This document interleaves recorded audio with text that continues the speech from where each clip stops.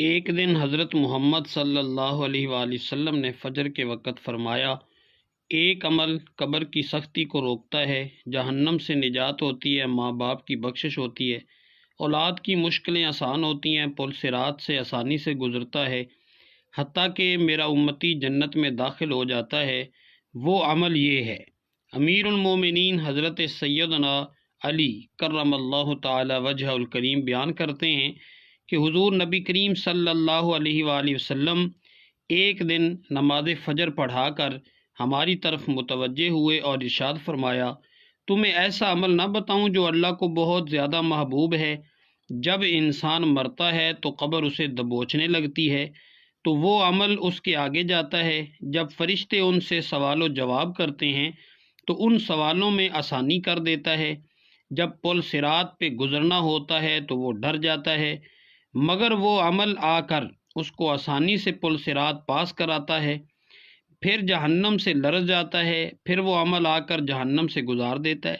پھر جنت کے فرشتے اس کو جنت میں نہیں جانے دیتے، وہ عمل آ کر اس کو جنت میں لے جاتا ہے۔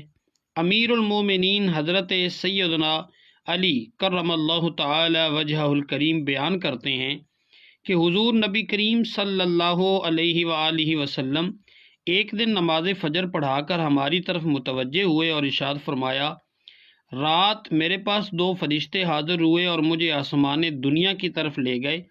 میں نے ایک فرشتہ دیکھا جس کے ہاتھ میں بڑا پتھر تھا اور اس کے سامنے ایک آدمی تھا۔ فرشتہ پتھر اس کی کھوپڑی پر مار رہا تھا، جس سے دماغ نکل کر ایک طرف بہہ جاتا اور پتھر دوسری جانب لڑک جاتا۔ میں نے پوچھا، یہ کون ہے؟ فرشتوں نے کہا، آگے تشریف لے چلیے۔ آگے بھی ایک فرشتے جو اپنے سامنے پڑے آدمی کے کبھی دائیں اور کبھی بائیں جبڑے کو لوہے کی سلاخ سے چیرتا ہوا کان تک لا رہا تھا۔ میں نے کہا، یہ کون ہے؟ فرشتے بولے، آگے تشریف لے چلیے۔ میں آگے بڑھا تو خون کی ایک نہر دیکھی جو ہانڈی کی طرح ابل رہی تھی۔ اس میں برہنہ لوگ تھے اور نہر کے کناروں پر فرشتے اپنے ہاتھوں میں مٹی کے ڈھیلے لیے ہوئے موجود تھے۔ جو بھی نہر میں سے باہر جھانکتا اسے وہ ڈھیلا مارتے، جس سے وہ واپس نہر میں گرتا حتیٰ کہ اس کی تہہ میں جا پہنچتا۔ میں نے پوچھا، یہ کون ہے؟ فرشتوں نے کہا، آگے بڑھیے۔ میں آگے بڑھا تو ایک گھر دیکھا جس کا نچلا حصہ اوپر والے حصے سے زیادہ تنگ تھا۔ اس میں بھی برہنہ لوگ تھے جن کے نیچے آگ بھڑک رہی تھی اور اتنی بدبو آ رہی تھی کہ میں نے اس سے بچنے کے لیے اپنی ناک پکڑ لی اور پوچھا، یہ کون ہے؟ فرشتوں نے کہا، آگے تشریف لے چلیے۔ آگے بڑھے تو دیکھا کہ ایک سیاہ ٹیلے پر کچھ پاگل لوگ ہیں اور ان کے پچھلے مقام میں آگ پھونکی جا رہی تھی جو ان کے منہ، نتنوں، آنکھوں اور کانوں سے نکل رہی ہے۔ میں نے پوچھا، یہ کون لوگ ہیں؟ تو مجھے کہا جاتا ہے، آگے چلیے۔ میں آگے بڑھا تو آگ سے بھرا ایک زمین دوز قید خانہ خطاب جس پر ایک فرشتہ مقرر تھا، اس آگ سے جو بھی نکلتا فرشتہ اس کے پیچھے ہو لیتا حتیٰ کہ اسے واپس وہیں ڈال دیتا۔ میں نے پوچھا، یہ کون لوگ ہیں؟ مجھے پھر آگے چلنے کا کہا گیا تو میں آگے گیا۔ کیا دیکھتا ہوں کہ ایک باغ ہے، اس میں ایک حسین و جمیل بزرگ ہیں، ان سے حسین کوئی نہیں، ان کے ارد گرد بچے موجود ہیں۔ پھر ایک درخت دیکھا جس کے پتے ہاتھی کے کانوں جیسے تھے۔ رب تعالیٰ نے جتنا چاہا میں اس درخت پر چڑھا۔ اچانک میں نے خود کو ایسے حسین محلات میں پایا جو کھوکھلے موتیوں، سبز زبرجد اور سرخ یاقوت سے بنے ہوئے تھے۔ میں نے پوچھا، یہ کیا ماجرا ہے؟ مجھے پھر آگے بڑھنے کو کہا گیا۔ چنانچہ میں آگے بڑھا تو ایک نہر دیکھی جس پر سونے اور چاندی کے دو پل بنے ہوئے تھے اور اس نہر کے کنارے بھی کھوکھلے موتیوں، سبز زبرجد اور سرخ یاقوت سے بنے ہوئے ایسے محلات تھے کہ ان سے خوبصورت کوئی گھر نہیں۔ اس نہر پر لوٹے اور پیالے بکھرے ہوئے تھے۔ میں نے پوچھا، یہ کیا ہے؟ تو فرشتوں نے کہا، یہاں ٹھہر جائیے۔ میں ٹھہرا اور ایک پیالہ اٹھایا۔ جب نہر سے بھر کر پیا تو وہ شہد سے زیادہ میٹھا، دودھ سے زیادہ سفید اور مکھن سے زیادہ نرم تھا۔ پھر انہوں نے مجھے بتایا کہ وہ شخص جس کا سر پتھر سے کچلا جا رہا تھا کہ دماغ ایک جانب اور پتھر دوسری جانب جا گرتا تھا، یہ وہ ہے جو عشاء کی نماز نہیں پڑھتا تھا اور دیگر نمازیں وقت گزار کے پڑھا کرتا تھا، اسے جہنم میں ڈالے جانے تک یوں ہی مارا جاتا رہے گا۔ اور وہ جس کی باچھیں لوہے کی سلاخ سے چیری جا رہی تھیں، یہ ان لوگوں کا عذاب ہے جو مسلمانوں کے درمیان فساد پھیلاتے تھے اور چغل خوری کیا کرتے تھے، انہیں بھی یہ عذاب مسلسل ہوتا رہے گا حتیٰ کہ جہنم میں ڈال دیے جائیں گے۔ اور وہ جس کے منہ میں پتھر جا رہے تھے وہ سود خور تھے، اسے بھی جہنم میں جانے تک یہ عذاب ہوتا رہے گا۔ اور وہ برہنہ لوگ زانی تھے، اور جو بدبو آ رہی تھی وہ ان کی شرمگاہوں کی تھی، انہیں بھی جہنم میں جانے تک یہ عذاب دیا جاتا رہے گا۔ اور جو پاگل افراد آپ نے دیکھے وہ قوم لوط کا سا عمل کرنے اور کروانے والے تھے، وہ بھی جہنم میں ڈالے جانے تک اس عذاب میں گرفتار رہیں گے۔ اور آگ سے بھرا ہوا زمین دوز قید خانہ جہنم تھا۔ پھر جو باغ آپ نے ملاحظہ فرمایا وہ جنت المأوا ہے، اور جو بزرگ آپ نے دیکھے وہ حضرت سیدنا ابراہیم خلیل اللہ علیہ السلام تھے، اور ان کے گرد مسلمانوں کے بچے تھے۔ اور جس درخت پر آپ چڑھے وہ سدرۃ المنتہا ہے، اور جو محلات آپ نے ملاحظہ فرمائے وہ اعلیٰ علیین یعنی انبیاء، صدیقین، شہداء اور صالحین کی منازل و مقامات ہیں۔ اور وہ خوبصورت نہر کوثر تھی جو اللہ تعالیٰ نے آپ کو عطا فرمائی تھی، اور یہی آپ اور آپ کے اہل بیت کے جنتی ٹھکانے ہیں۔ حضرت سیدنا ابو سعید خدری رضی اللہ تعالی عنہ سے مروی ہے، معراج شریف کی حدیث پاک میں ہے کہ حضور اکرم نور مجسم صلی اللہ تعالی علیہ وآلہ وسلم نے ارشاد فرمایا، میرا گزر ایک ایسے دسترخوان کے پاس سے ہوا جس پر بھنا ہوا گوشت تھا لیکن وہاں کوئی بھی نہیں تھا، اور سامنے دوسرے دسترخوان پر گلا سڑا بدبودار گوشت تھا جسے بہت سے لوگ کھا رہے تھے۔ میں نے پوچھا جبرائیل یہ کون لوگ ہیں؟ تو انہوں نے بتایا کہ یہ آپ کی امت کے وہ لوگ ہیں جو حلال چھوڑ کر حرام کی طرف بڑھتے تھے۔ پھر میں آگے بڑھا تو ایسے لوگ دیکھے جن کے پیٹ کو تھڑیوں کی مانند بڑے بڑے تھے، ان میں سے کوئی کھڑا ہونے کی کوشش کرتا تو منہ کے بل گر پڑتا اور کہتا، اے میرے رب قیامت قائم نہ فرما۔ یہ لوگ آل فرعون کی گزرگاہ پر پڑے ہوئے تھے، جب بھی فرعونی جماعت گزرتی تو انہیں روندتی چلی جاتی۔ میں نے بارگاہ الہی میں ان کی چیخ و پکار سنی تو حضرت جبرائیل علیہ السلام سے پوچھا یہ کون لوگ ہیں؟ کہا یہ آپ کی امت کے سود خور ہیں۔ پھر کچھ آگے بڑھا تو ایسے لوگ نظر آئے جن کے ہونٹ اونٹ کے ہونٹوں کی طرح تھے، اور ان کے منہ کھول کر انہیں انگارے کھلائے جا رہے تھے، اور وہ انگارے ان کے نیچے سے نکل جاتے تھے۔ میں نے پوچھا یہ کون لوگ ہیں؟ تو انہوں نے کہا یہ آپ کی امت کے وہ لوگ ہیں جو ناحق دوسروں کا مال کھاتے تھے۔ پھر آگے چل کر کچھ عورتیں دیکھیں جو پستانوں سے لٹکی ہوئی تھیں۔ میرے پوچھنے پر حضرت جبرائیل علیہ السلام نے بتایا کہ یہ زانی عورتیں ہیں۔ پھر آگے بڑھا تو ایسے لوگ دیکھے جن کے پہلوؤں سے گوشت کاٹ کر انہیں کھلایا جا رہا تھا اور کہا جا رہا تھا کھاؤ، جس طرح اپنے بھائی کا گوشت کھاتے تھے۔ میں نے ان کے بارے میں پوچھا تو حضرت جبرائیل امین علیہ السلام نے بتایا یہ غیبت کرنے، عیب لگانے والے ہیں۔ حضرت سیدنا ابو ہریرہ رضی اللہ تعالی عنہ سے مروی ہے، معراج شریف کی حدیث پاک میں یہ بھی ہے کہ پیارے آقا صلی اللہ علیہ وآلہ وسلم نے ارشاد فرمایا، میں نے معراج کی رات کچھ لوگ دیکھے جن کے سر پتھروں سے کچلے جا رہے تھے، وہ ٹھیک ہوتے اور پھر کچل دیے جاتے، انہیں پلک جھپکنے کی مہلت بھی نہ تھی۔ میں نے حضرت جبرائیل علیہ السلام سے پوچھا یہ کون لوگ ہیں؟ انہوں نے بتایا کہ ان کے سر نماز کے وقت بوجھل ہو جاتے تھے۔ پھر ایسے لوگ پر گزر ہوا جن کے آگے پیچھے کچھ چیتھڑے لٹکے ہوئے تھے اور وہ مویشیوں کی طرح چل رہے تھے، وہ زانی تھے، آگ کے کانٹے اور جہنم کے گرم پتھر کھا رہے تھے۔ حضرت جبریل امین علیہ السلام نے بتایا کہ یہ لوگ اپنے مالوں کی زکوٰۃ نہیں دیا کرتے تھے۔ پھر میں ایسے لوگوں کے پاس آیا جن کے سامنے ایک ہانڈی میں صاف ستھرا پکا ہوا گوشت تھا اور دوسری طرف کچا بدبودار گوشت۔ وہ لوگ پکے ہوئے صاف ستھرے گوشت کو چھوڑ کر کچا بدبودار گوشت کھا رہے تھے۔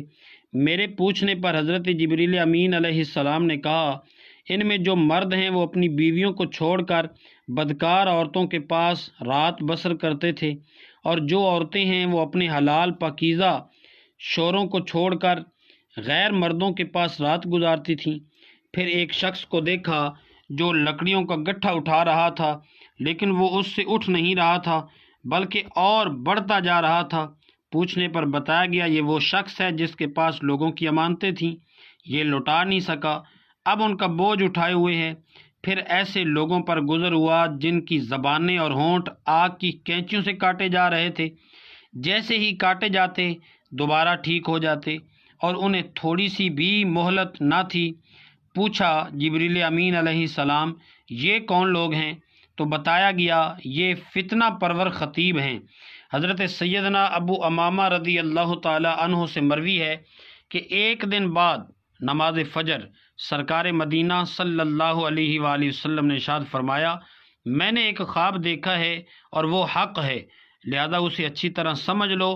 ایک آنے والا آیا اور میرا ہاتھ پکڑ کر ایک لمبے چوڑے پہاڑ کے پاس لے گیا اور کہا، اس پر چڑھیے۔ میں نے کہا، مجھ سے نہیں چڑھا جائے گا۔ وہ بولا، میں آپ کا ساتھ دیتا ہوں۔ میں نے چڑھنا شروع کیا۔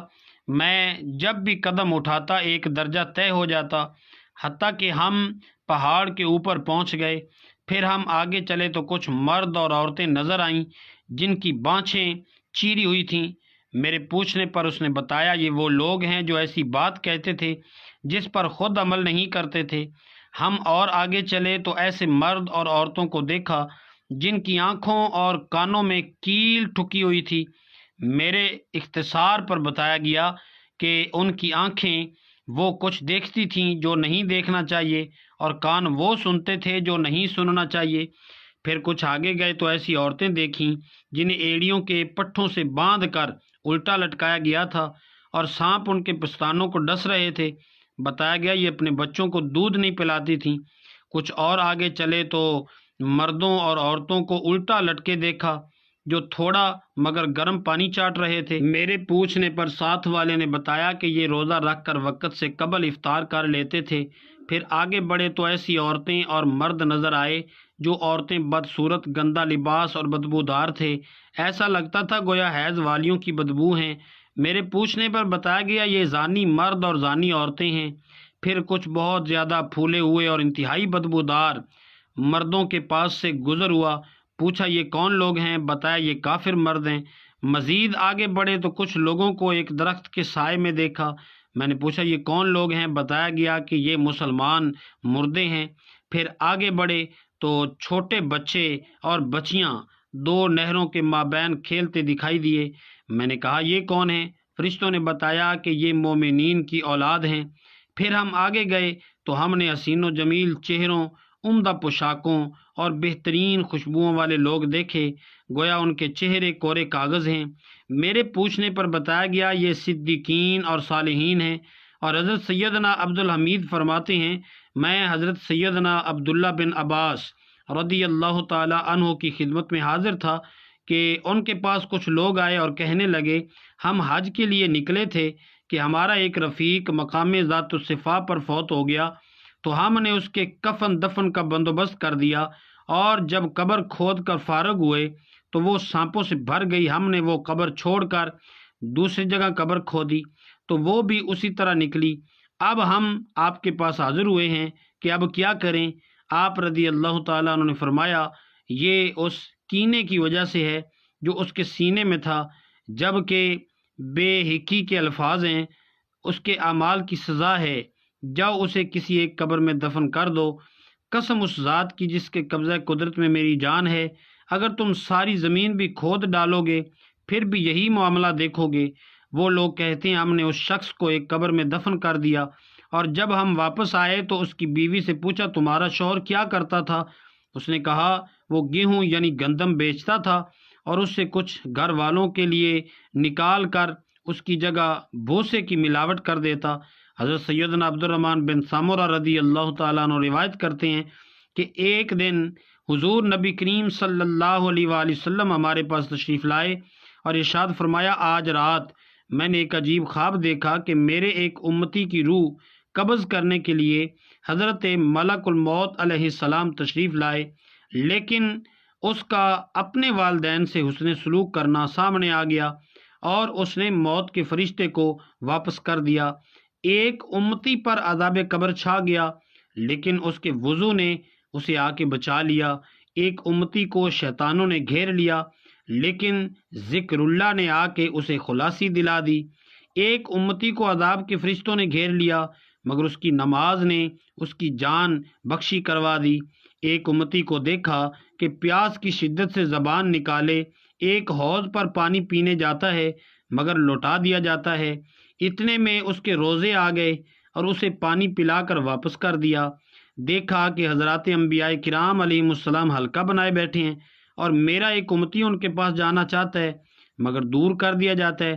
اتنے میں اس کا جنابت سے غسل کرنا آتا ہے اور اس کا ہاتھ پکڑ کر اسے ان کے قریب بٹھا دیتا ہے۔